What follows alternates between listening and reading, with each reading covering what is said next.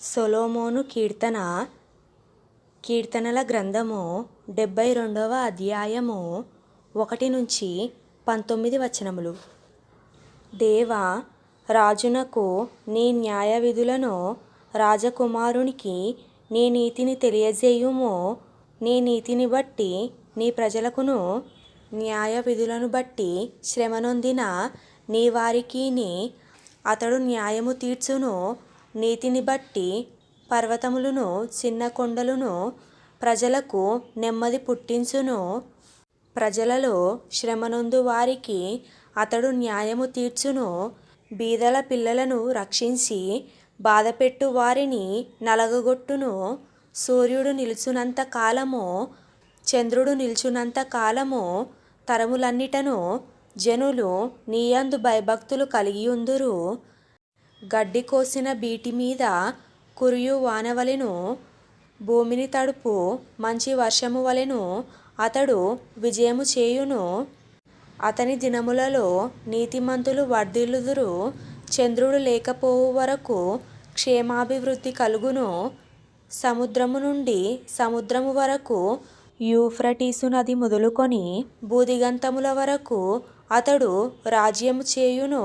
అరణ్యవాసులు అతనికి లోబడుదురు. అతని శత్రువులు మన్ను నాకెదరు. తర్షీషు రాజులు, ద్వీపముల రాజులు కప్పము చెల్లించుదురు. షేబ రాజులును సెబా రాజులును కానుకలు తీసుకొని వచ్చెదరు. రాజులందరూ అతనికి నమస్కారము చేసెదరు. అన్యజనులందరూ అతన్ని సేవించెదరు. దరిద్రులు మొరపెట్టగా అతడు వారిని విడిపించును. దీనులను, నిరాధారులను అతడు విడిపించును. నిరుపేదల యందును బీదల యందును అతడు కనికరించును. బీదల ప్రాణములను అతడు రక్షించును. కపట బలాత్కారముల నుండి అతడు వారి ప్రాణమును విమోచించును. వారి ప్రాణము అతని దృష్టికి ప్రియముగా ఉండును. అతడు చిరంజీవి యగును. షెబ బంగారము అతనికి ఇయ్యబడును.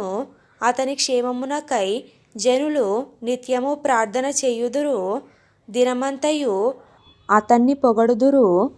దేశములోను పర్వత శిఖరముల మీదను సస్య సమృద్ధి కలుగును. దాని పంట లెబానోను వృక్షముల వలె తాండవమాడుచుండును. నేల మీద పచ్చిక వలె పట్టణస్థులు తేజరిల్లుదురు. అతని పేరు నిత్యము నిల్చును. అతని నామము సూర్యుడున్నంత కాలము చిగుర్చుచుండును. అతనిని బట్టి మనుష్యులు దీవింపబడుదురు. అన్యజనులందరూ అతడు ధన్యుడని చెప్పుకొందురు. దేవుడైన యెహోవా, ఇశ్రాయేలు యొక్క దేవుడు స్తుతింపబడునుగాక. ఆయన మాత్రమే ఆశ్చర్య కార్యములు చేయువాడు. ఆయన మహిమగల నామము నిత్యము స్తుతింపబడునుగాక. సర్వభూమియు ఆయన మహిమతో నిండియుండునుగాక. Amen, amen. యేషయి కుమారుడగు దావీదు ప్రార్థనలు ముగిసెను.